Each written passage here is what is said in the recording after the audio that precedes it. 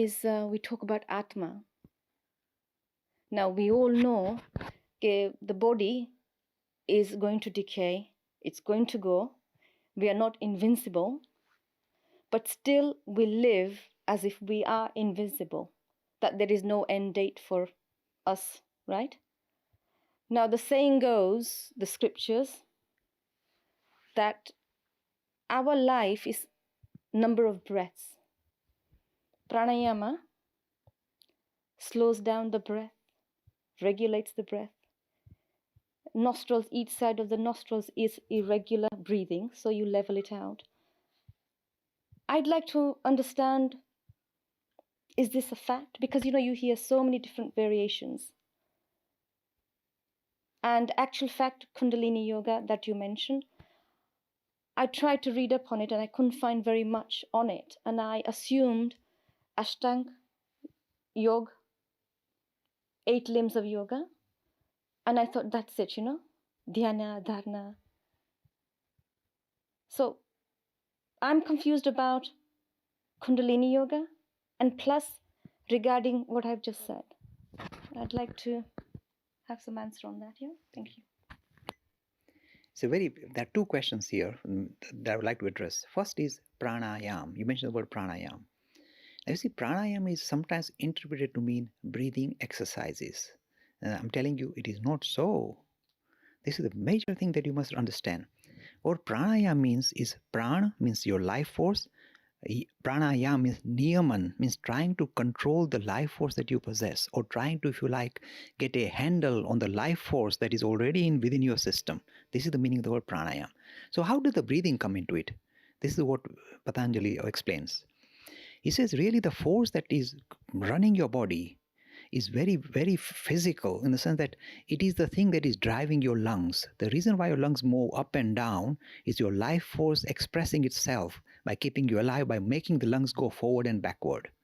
So he's saying, look, in order for you to now get a deeper glimpse regarding who you are, and not just the body but something more, why don't you focus your attention in meditation on the very force, the life force that is driving your lungs? It's not the breathing part, but the force that is driving your lungs. So he said, close your eyes and focus on the force that you can, that's the nearest you can get to the idea of prana, my life force, the lungs that are moving in and out. So he's saying, focus on the lungs moving in and out.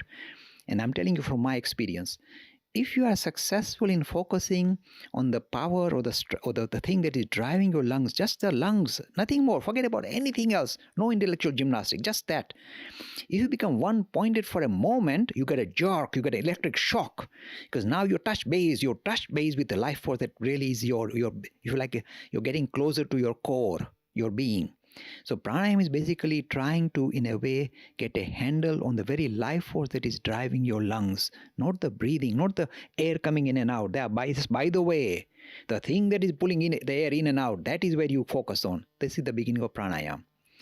Now you also mentioned the ideas of Ashtanga Yoga and Kundalini Yoga. Let me just tidy up.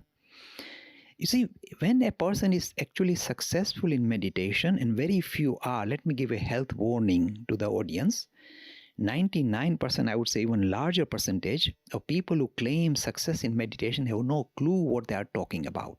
They are selling you a gimmick. Be very careful. They'll give you a disc saying, here's a CD, you play it. It's got nice floaty music, and you have to buy this mat, the meditation mat. We are going to charge you 30 pounds for it, plus 5 pound postage. You sit on this meditation mat and play this thing, and then close your eyes, and now you are levitating, you are rising. And the man is saying, the only thing that's risen now is the pocket money that I had. That's gone, but I'm on the floor. It's utter nonsense. So majority of the courses that you get or buy are suspect. Only 1 in a million, I feel like 1 in 1,000 perhaps, knows what they are talking about when they talk about Raj Yoga. When that experience becomes real, what actually happens, there are certain physical changes that accompany a spiritual experience. Now this can happen in your routine life even. Sometimes we get a kind of a tingle in the backbone. You go zoom, a tingle, you get a thrill, and your hair stands on end. When you are successful in Raj Yoga, from the bottom of your spine, certain stirring up begins. And you can actually, this is the physical part you can actually experience. The stirring up begins at the base of the spine and then seems to move up. This is Kundalini Yoga. Then it moves up.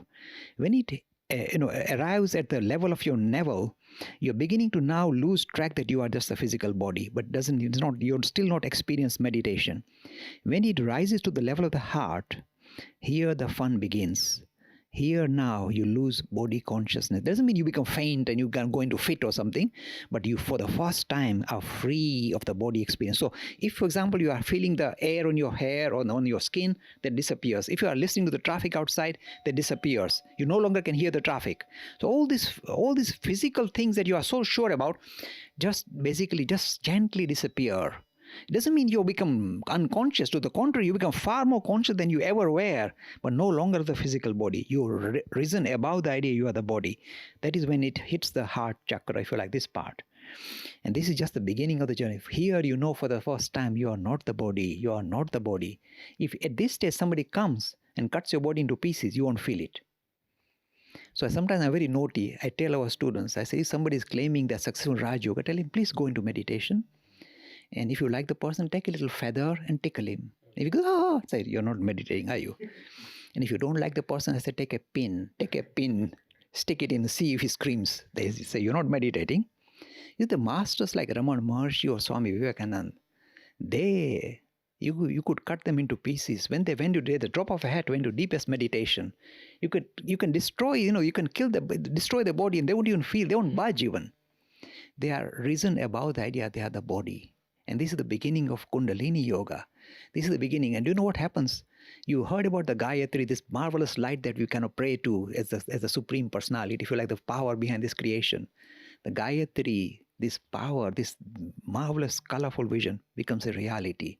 You come face to face with the most brilliant light, more brilliant than the light of all the suns put together.